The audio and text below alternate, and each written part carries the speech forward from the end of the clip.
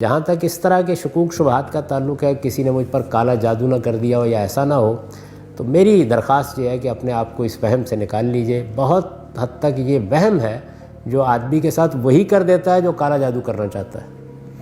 یعنی جب آدمی ایک بار وہم میں مبتلا ہو گیا تو پھر کسی کو کالا جادو کرنے کی ضرورت نہیں ہے، یہ وہم ہی بہت کافی ہے۔ اور بڑا سائنسی ذہن بنائیے اپنا، یعنی اگر کوئی مسئلہ ہے تو اس پہ آپ غور کریں۔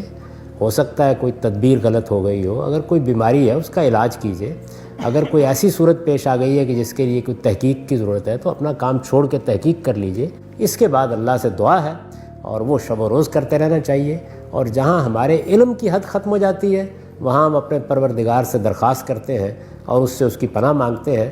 خود اللہ کے رسول کو بھی یہی تلقین کی گئی تھی جب آپ نے ہجرت کا سفر شروع کیا، تو ظاہر ہے کہ آگے یہود کے ساتھ معاملہ پڑنے والا تھا۔ یہ اندیشہ تھا کہ وہ قتل کرنے کی کوشش کریں گے، یہ اندیشہ تھا کہ وہ جادو کرنے کی کوشش کریں گے، چنانچہ آپ کو بھی یہ تعلیم دی گئی کہ آپ اپنے رب سے پناہ مانگیں۔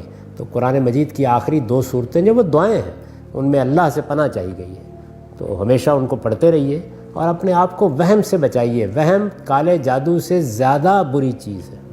ایک مرتبہ یہ آپ کی شخصیت میں داخل ہو گیا، اس کے بعد پوری شخصیت کو تباہ و برباد کر کے رکھ دے گا۔